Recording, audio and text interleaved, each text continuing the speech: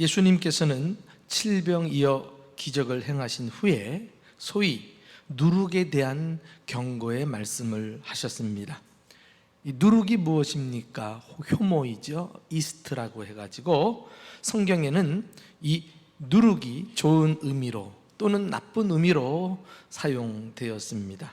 이것은 누룩이 가지는 특성 때문에 그럴 거예요. 파급적 효과가 크기 때문에 진리를 설명하는 데 매우 유용했던 것입니다. 성경에 이 누룩이 좋은 의미로 사용되었던 경우는 언제일까요?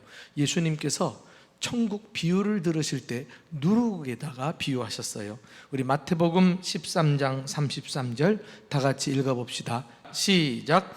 또 비유로 말씀하시되 천국은 마치 여자가 가루 서말 속에 갖다 넣어 전부 부풀게 한 누룩과 같으니라. 천국은 어떤 곳인가? 작은 양의 누룩이 많은 양의 가루를 모조리 부풀리는 것이다, 이런 말씀입니다.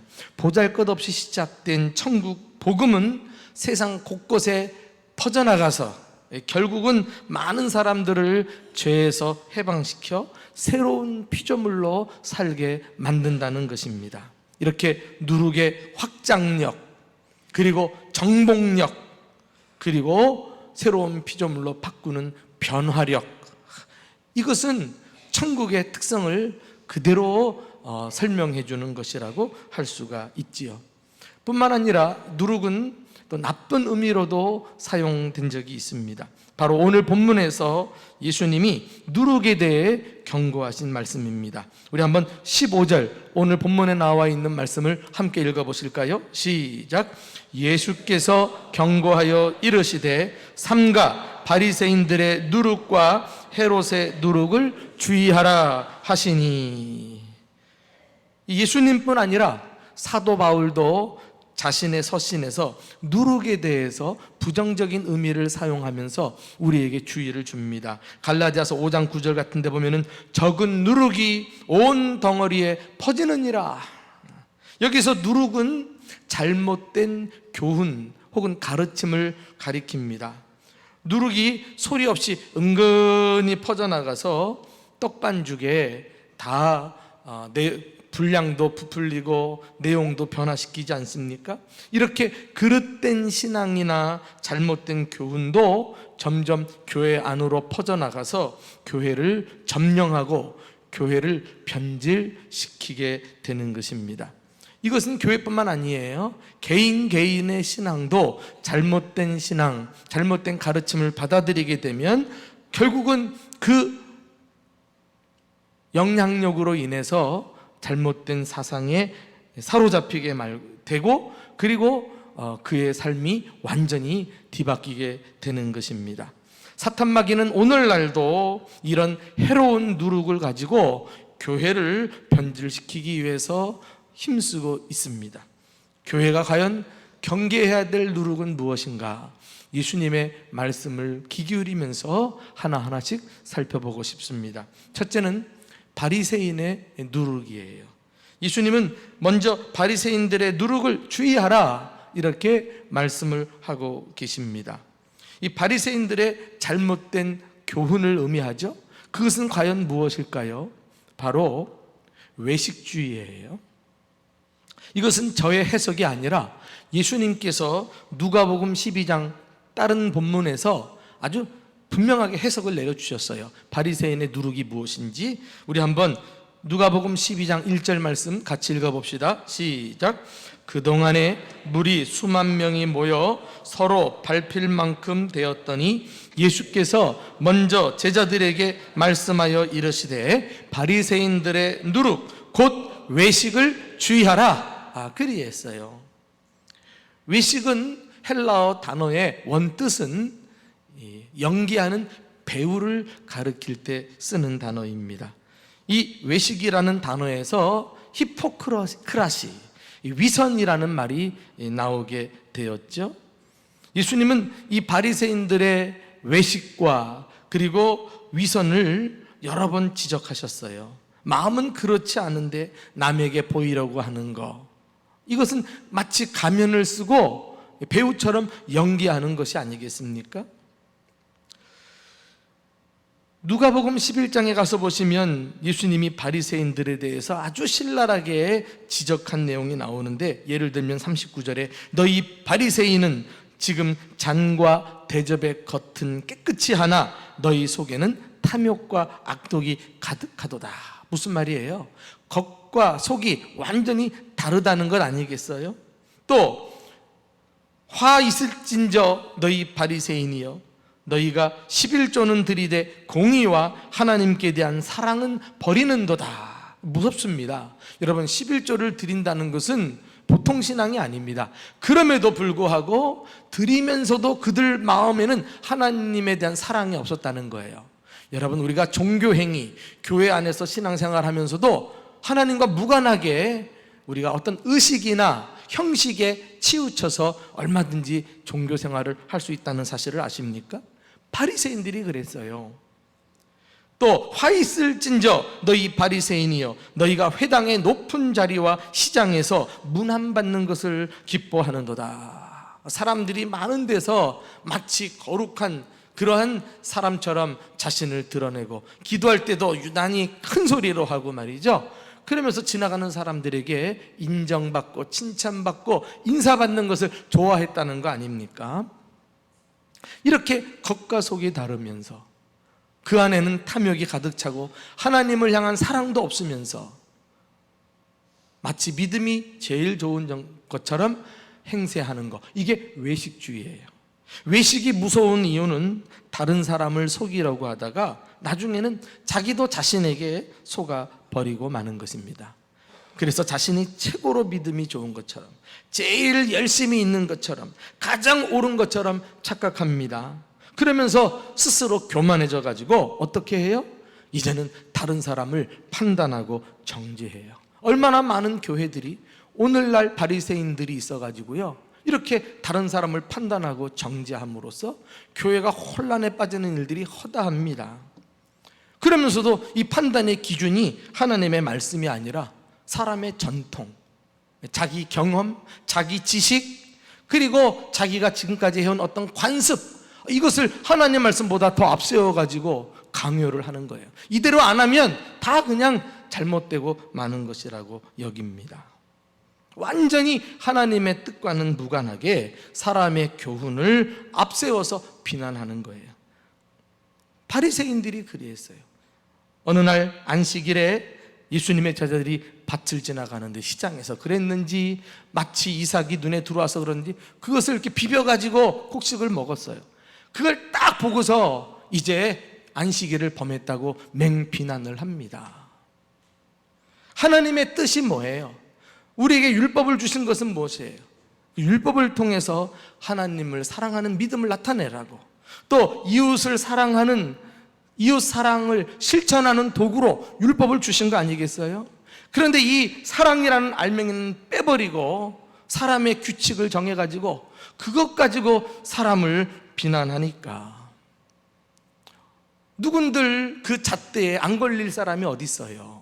그러니까 교회들마다 이 바리새인들이 많으면 교회가 사랑이 식어지고 아주 사랑이 서로 비난하고 그리고 지적하는 이런 어처구니 없는 단체가 되고 마는 것입니다. 판단하고 정죄한다는 게 뭐예요? 쉬운 말로 지적질을 하는 거예요. 지적질하는 심리가 무엇입니까? 다른 사람보다 자기가 잘나서 그런 건가요? 결코 그렇지 않아요. 이 외식하는 사람들은 아까도 말했지만 자기 속에 하자가 많은 사람들입니다. 마음이 건강하지 못해서 사실은 남을 향해 지적을 하는 것입니다. 마음에 힘이 없다는 증거예요. 자기 마음이 아프니까 그것을 인정하기는 싫고 다른 사람 탓하면서 보상을 받으려고 하는 것입니다. 바리새인들을 보세요. 그들의 말과 행동은 다 외식이고 위선이었습니다. 사실 그들의 마음은 심각한 문제가 있었어요. 예수님이 지적했듯이. 그러니까 자신의 문제가 다른 사람들에게 투영이 돼가지고 매사 못마땅하게 보이는 거예요. 다른 사람은 눈에 들어오지도 않는데 혼자만 그렇게 지적이 되는 거예요. 지적을 하는 거예요. 그러면 사실은 자기가 문제인 것이죠. 오늘날 우리 사회에 병들게 하는 것이 내로남불이라는 이야기를 많이 합니다. 우리가 심각하게 느끼고 있는 사회 현상이기도 합니다. 내로남불이 뭐예요? 남 탓하고 지적하는 거예요. 내로남불이 사실은. 이것은 국민들의 마음에 힘이 없는 증거라고 할 수가 있습니다. 갑자기 나라가 잘 살고 말이죠. 경제 부국을 이루고 뭐 이러니까, 그러면서도 자살률이 세계 1위 아닙니까?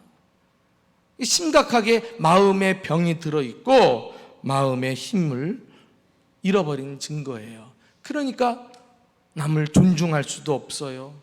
그리고 자존감도 낮으니까 누군가 자기를 조금이라도 건들면은 막 죽이겠다고 달려드는 이런 사회 속에 우리가 살아가고 있지 않습니까? 그러면서 자신이 잘못한 것에 대해서 당당하게 사과도 못해요. 항상 무조건 남 탓하고 오히려 공격하면서 위기를 모면하려고 하는 것입니다. 오늘날 지도자들이나 기성세대의 모습을 보면서 이거는 사회 한 현상으로 끝날 게 아니라, 야, 이런 모습을 매스컴을 통해서 이 젊은이들, 다음 세대들이 다 볼 텐데 이 기성세대가 다음 세대에게 어떤 이런 가치관을 심어주고 지금 이렇게 우리가 지내고 있나, 참 어른들이 무모하다 싶어요. 여러분, 우리 사회뿐만 아니에요. 교회 안에도 이렇게 외식하는 사람들이 많은 교회는 서로 비난합니다. 지적하고 정죄합니다. 교회 나와서 하나님과 자신과의 그 인격적 관계 속에서 은혜 받으려고 생각 안 하고 이렇게 심판관이 돼가지고 남을 감시하듯 이렇게 다니는 사람들이 있습니다. 이것은 건강한 교회 생활이 아니에요. 참된 그리스도인의 모습이 아닙니다. 예수님께서 이 바리새인들에게 얼마나 신랄하게 책망하셨습니까? 이 회칠한 무덤과 같도다. 너희 속은 시체 썩는 냄새가 나는데 겉만 화려한도다 말이죠. 이 독사의 새끼들아, 이렇게 예수님이 이야기하실 만큼 아주 이 외식주의를 가증되게 여기셨습니다. 사랑하는 교회 여러분, 우리 교회는 전통이 많습니다. 또 직분자도 많습니다. 혹시 여러분들이 어느새 바리새인처럼 외식하면서 제일 믿음이 좋은 것처럼, 제일 열심히 있는 것처럼 이렇게 생각하고 신앙생활하고 있지 않습니까? 그리고 하나님 말씀도 아닌 여러분의 잣대를 가지고 사람들을 판단하고 정죄합니까? 지적합니까?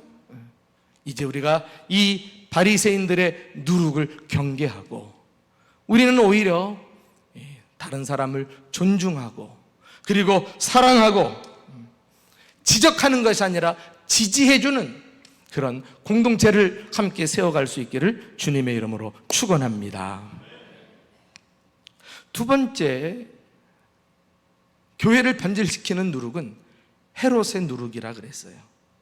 그런데 마태복음에도 동일한 말씀이 나오고 있거든요. 그런데 이 마태복음에는 예수님께서 헤롯의 누룩이라고 하지 않으시고 사두개인들의 누룩이라 말씀하신 것을 찾아볼 수 있습니다. 우리 한번 마태복음 16장 11절 말씀을 함께 읽어보실까요? 시작. 어찌 내 말한 것이 떡에 관함이 아닌 줄을 알지 못하느냐? 오직 바리새인과 사두개인들의 누룩을 주의하라 하시니 그랬어요. 오늘 본문에는 헤롯의 누룩이라고 말했는데 이 마태복음에는 사두개인들의 누룩이라고 한 것을 보면은 크게는 이들이 공통적인 그런 특성을 가지고 있다는 사실을 우리에게 보여줍니다. 이 두 사람들은 같은 사람들이 아니에요. 헤롯은 왕이었습니다. 사두개인들은 제사장과 산에 드린 공예를 장악했던 종교 지도자들이었어요. 이들은 힘을 가지고 있다는 면에서 공통성을 띠고 있습니다. 그런데 이들은 자신의 권력을 유지하기 위해서 로마와 결탁한 사람들이에요. 당시 이스라엘은 로마 식민지였기 때문에 이들의 앞잡이 노릇을 하면서 자신의 이익을 챙겼던 것입니다. 그래서 헤롯 왕도 집권 당시에는 국민들에게 별로 사랑을 받지 못했어요. 사두개인들, 유대인들이 고개를 절레절레 했어요. 이들은 이렇게 권력력에 집착하고 그것을 위해서 참 모든 수단 방법을 다 동원했으며 또 권력을 가지고 자신의 부를 쌓아갔던 사람들입니다. 나는 이 헤롯의 누룩, 다시 말하면 이 사두개인들의 누룩을 한마디로 이야기해서 세속주의라고 이름을 붙이고 싶습니다. 세속주의가 무엇입니까? 세상의 가치를 따라 사는 거예요. 어떻게 하면 이 세상에서 성공할까? 출세할까? 돈 잘 벌고 잘 먹고 잘 살까? 온통 마음이 세상의 것에 다 가 있는 것입니다. 기복주의, 쾌락주의, 물질 만능주의, 성공주의, 그리고 권력력에 집착하는 명예주의, 다 이런 것들이 세상의 가치관을 따라 사는 세속주의의 모습이라고 할 수가 있습니다. 이것들은 교회가 추구하는 삶의 방식하고 완전히 대척점에 서 있는 것을 보게 됩니다. 교회는 물질보다 영적인 가치를 추구합니다. 소유보다 존재됨을 더 소중히 여겨요. 다시 말해서 얼마나 많이 소유했느냐가 아니라 그가 어떤 사람인가가 더 중요하다는 거예요. 높아지기보다 낮아져서 섬기고 봉사하는 삶을 실천합니다. 육체의 쾌락보다 주님을 위해 고난받는 것을 더 기뻐하고요, 또 내가 잘 되는 것보다 하나님이 영광 받으시는 것을 더 좋아하는 것입니다. 이것이 그리스도인의 삶인 것입니다. 그러므로 내 안에서 예수를 믿는다고 하면서도 이 세속주의 누룩을 해결하지 않으면 그것이 어느새 나의 신앙을 변질시키고 나를 사로잡아서 내 신앙생활을 망쳐놓는 주범이 될 수 있어요. 이런 사람은 종교인은 될 수 있으나 진정한 그리스도인은 될 수 없습니다. 교회도 마찬가지죠. 교회가 세속주의가 만연하면 이제 교회는 더 이상 교회가 아닌 거예요. 세상 단체로 전락해버리고 마는 것입니다. 우리가 왜 구원받았습니까? 세상을 따라서 세상의 가치관을 쫓아 살던 사람이 이제 하나님 나라를 위해서 하나님의 가치를 추구하면서 살자고 새로운 공동체인 교회에 함께 모인 것이 아니겠어요? 그런데 그대로 세상의 것을 가지고 들어와서 이곳에서 신앙생활을 세상의 방식대로 한다? 그럴 수는 없는 거예요. 그럴 수는 없는 거예요. 한번 여러분들이 나는 예수 믿은 지 연한이 얼마 되었던지 간에 상관없이 여러분들 자신 속에 혹은 이 세속주의의 누룩이 나는 전염이 돼가지고 혹시 교회 생활하고 있는 사람은 아닌가 한번 스스로를 진지하게 살펴보면서 오늘 이 말씀을 통해 우리 신앙을 다시금 새롭게 다지는 기회가 될 수 있기를 주님의 이름으로 축원합니다. 여러분, 이 헤롯 왕과 사두개인들이 세속주의에 빠진 이유가 있어요. 이들은 하나님의 말씀에 대해서 바로 알지 못했습니다. 진리 지식에 대한 결여, 말씀에 대한 무지, 이것이 결국은 세속주의로 흐르게 한 것입니다. 헤롯 왕을 보세요. 그는 그의 선친이 예수님이 태어날 당시에 유대인의 왕으로 나시니가 누구냐? 예수님께 동방박사들이 경배하러 왔을 때 그 말을 듣고 발끈했어요. 나 말고 또 누가 왕이 있느냐? 그러면서 이 지역에 2살 이하의 사내 아이들을 모조리 죽여라. 얼마나 무모하고 잔인합니까? 그만큼 이 헤롯 왕 집안은 이 권력력에 집착해서 사람의 목숨을 파리 목숨처럼 여길 정도였으니까. 그리고 그 아들인 지금 이 헤롯 왕은 말이죠, 자기 동생의 아내를 가로채 가지고 불법으로 결혼을 했어요. 그런데 세례 요한이 이 죄를 지적했습니다. 그러니까 세례 요한을 붙잡아다가 옥에 가두었어요. 그리고 세례 요한의 말씀을 들으면서도 양심의 가책은 받았지만 결국은 그가 이 세상 권력, 세상의 것에 더 큰 집착을 하는 바람에 진리를 버리고 불의 편에 서가지고 세례 요한의 목을 잘라서 죽이고 맙니다. 그것이 세례 요한이었어요. 그가 하나님의 말씀에 경청하고 주의 깊게 잘 받아서 순종했다면, 그 말씀의 가치를 알았다면 세상의 것 이 정도야 분명하게 정리를 했을 거예요.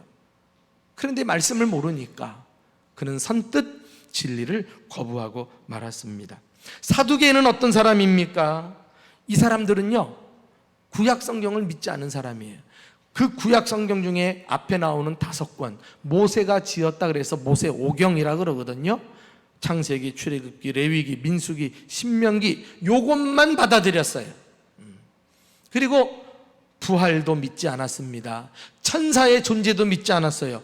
눈에 보이지 않는다 그래서 영혼의 존재도 받아들이지 않았어요. 무슨 말입니까? 자신들의 머리로 이해되는 것만 받아들였어요. 오늘날로 말하면 신학적인 자유주의자들이라고 할 수가 있습니다. 어느 날 이 사두개인들이 예수님께 찾아와서 자신들이 믿지도 않는 부활을 주제로 예수님께 질문을 합니다. 예수님에게 시비를 건 거죠. 그런데 예수님이 그때 하신 말씀이 있어요. 우리 한번 마태복음 22장 29절 말씀을 함께 읽어보실까요? 자, 시작.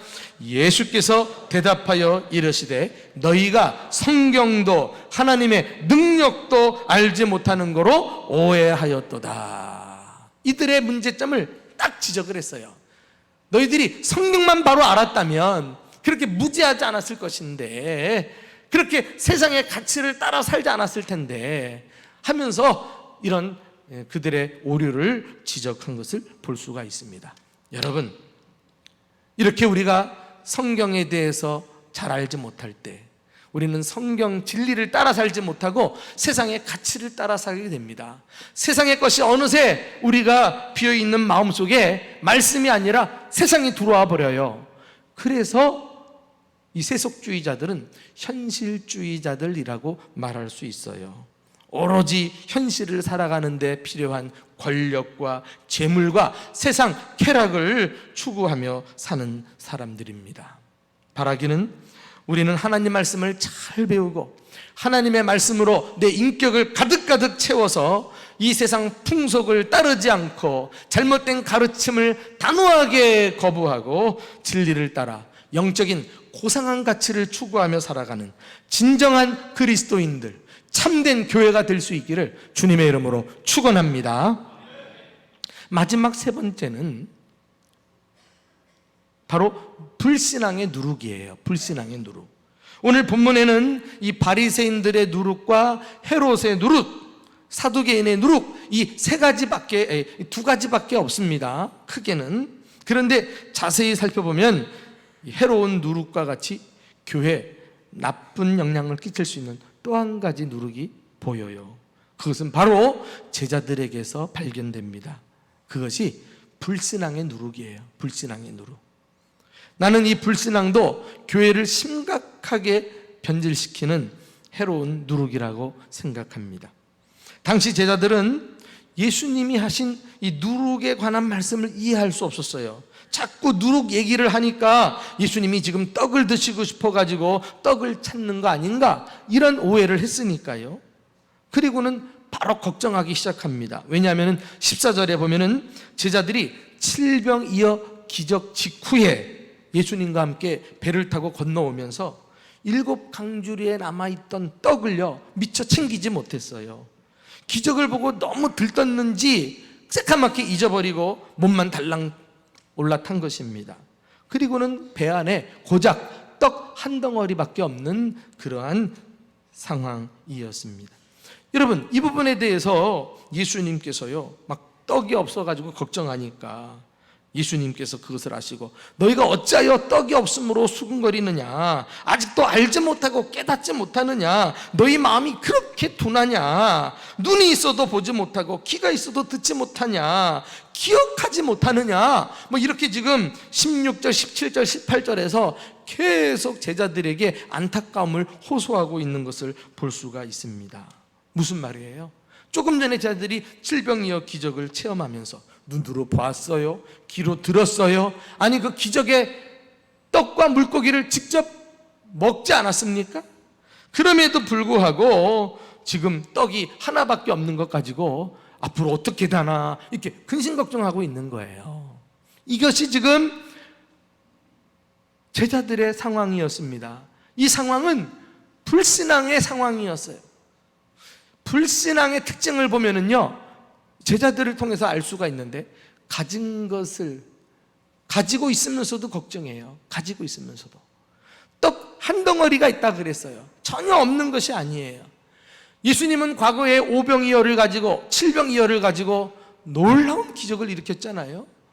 그런 경험을 체험하고 나서도 아무것도 없다고 오히려 말이죠, 고민하고 있어요. 한 덩어리나 있는데. 이렇게 불신앙은 우리가 가지고 있는 것을 보지 못하고 없는 것에 집중하게 돼요. 가능성을 보지 못하고 오히려 불가능한 것 때문에 그렇게 난리법석을 떨어요. 또 불신앙은 예수님이 함께 계시는데도 걱정하는 거예요. 지금 누구와 함께 있습니까? 제자들이. 예수님 아니십니까? 예수님은 없는 것도 있게 하시는 창조주이십니다. 예. 그리고 예수님은 5병이어 7병이어를 일으켰던 기적의 주인공이시고요. 무엇보다도 지난 주일도 살펴보았습니다만 예수님은 우리로 생명을 얻게 할 뿐만 아니라 더 풍성하게 얻게 하시려고 풍성한 삶을 주시는 분이신 줄로 믿습니다. 그 예수님 함께 계시는데 왜 걱정해요? 왜 걱정해요? 그 상황과 조건을 보고 말이죠. 이렇게 불신앙은 우리가 볼 것을 보지 못하게 해요. 그리고 또 이 사람들은 대답을 하면서도 걱정하고 있습니다. 무슨 내용입니까? 자, 우리 한번 19절부터 21절까지 함께 읽어보실까요? 시작. 내가 떡 5개를 5,000명에게 떼어줄 때에 조각 몇 바구니를 거두었더냐? 이르되 12이니이다. 또 7개를 4,000명에게 떼어줄 때에 조각 몇 강주리를 거두었더냐? 이르되 7이니이다. 이르시되 아직도 깨닫지 못하느냐? 그렇게 잘 알면서 대답은 딱 부러지게 하면서 아직도 깨닫지 못하고 앞으로 어떻게 될까 걱정 근심하고 있느냐? 지금 이 말씀이거든요. 여러분, 마치 성경 퀴즈대에 나와가지고 모든 질문에 또박또박 정답을 이야기하는 것과 같지 않습니까? 12강줄이 남았습니다. 7강줄이 남았습니다. 제자들만 그렇습니까? 우리도 교회 생활하면서 나름 성경 지식을 가지고 있잖아요. 그래서 예수님이 어떤 기적을 일으켰으며 또 성경에 보면은 어떤 말씀들이 있는지 익숙하지 않습니까? 잘 아는데도 실제 문제가 주어지면 이 신앙적으로 대처하지 않고 꼭 불신앙을 먼저 앞세운다니까? 이게 불신앙의 특징이에요. 아는데도 신앙으로 풀지 않아요. 과거에 받은 은혜를 기억하고 있으면서도 그 일은 오늘날은 일어나지 않을 것이다, 질의 마음을 닫아요. 그러면서 염려 근심하고 말이죠. 그 유명한 윌리엄 핸드릭슨이라고 하는 성경 주석가는 제자들의 이 태도를 비관주의 누룩이라 그랬어요. 패시미즘. 아주 절망하고 낙심하고 힘을 잃어버리는 거예요. 과거 이스라엘 민족이 광야에서 가나안을 살피고 돌아온 그 정탐꾼들의 보고를 듣지 않습니까? 그런데 그들 보고 중에 대부분이 부정적인 그런 보고였어요. 우리는 절대로 가나안 땅을 차지할 수 없습니다. 우리는 안 될 겁니다. 틀림없이 지고 맙니다.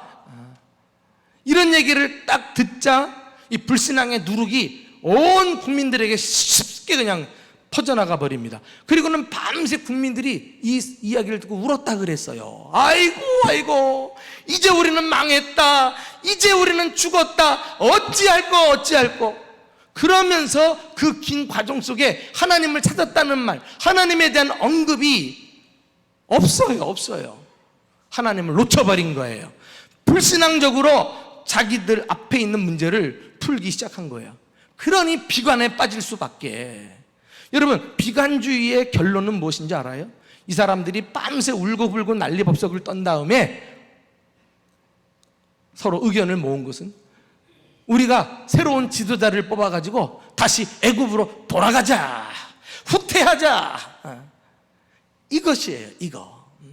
이런 사람들이 무슨 위대한 업적을 남기고 하나님의 뜻을 이룰 수 있겠느냐 말이에요. 이 불신앙에 사로잡힌 부정적이고 비관적인 사람들이 주님을 위해 해낸 일은 아무것도 없어요. 믿음의 특징은 무슨 일이 있어도 앞으로 나아가는 것임을 깨달으시기를 축원합니다. 자, 우리 히브리서 10장 39절 한번 다 같이 읽어보실까요? 시작. 우리는 뒤로 물러가 멸망하는 자가 아니요 오직 영혼을 구원함에 이르는 믿음을 가진 자니라. 할렐루야. 영혼을 구원함에 이르는 믿음, 우리가 천국에 이르러 우리의 믿음이 완성될 때까지 앞으로 계속 나아가는 것이 믿음이라는 거예요. 믿음이라는 거예요. 얼마나 많은 경우에 우리가 경험도 했고 성경 말씀도 잘 알고 있는데도 과제를 탁 던져주면 또다시 불신앙적으로 접근하고 또다시 남을 판단하고 지적하고 이러면서 시간을 보내고 아무 일도 못하고 이렇게 하나님의 나라 역사 일을 방해하는 사람들이 항상 곳곳에 있어요. 그 사탄 마귀가 항상 우리의 틈을 노리고 있는 것을 보게 됩니다. 그러니까 예수님께서 이 바리새인의 누룩, 헤롯의 누룩, 그리고 이 불신앙의 누룩을 안타깝게 여기시면서 주의하라 경계시키지 않았겠어요? 오늘 우리는 다시 이 말씀 앞에 서서 예수님의 음성이 귓가에 쟁쟁하게 울려 퍼지기를 소원합니다. 아주 그냥 딱 마음에 다짐을 했으면 좋겠어요. 정말 우리는 이런 해로운 누룩, 교회를 변질시키고 내 신앙을 오염시키는 이 누룩에서 벗어나서 정말 참 그리스도인다운 그리스도인, 참 교회다운 교회를 함께 세워갈 수 있기를 예수님의 이름으로 축원합니다.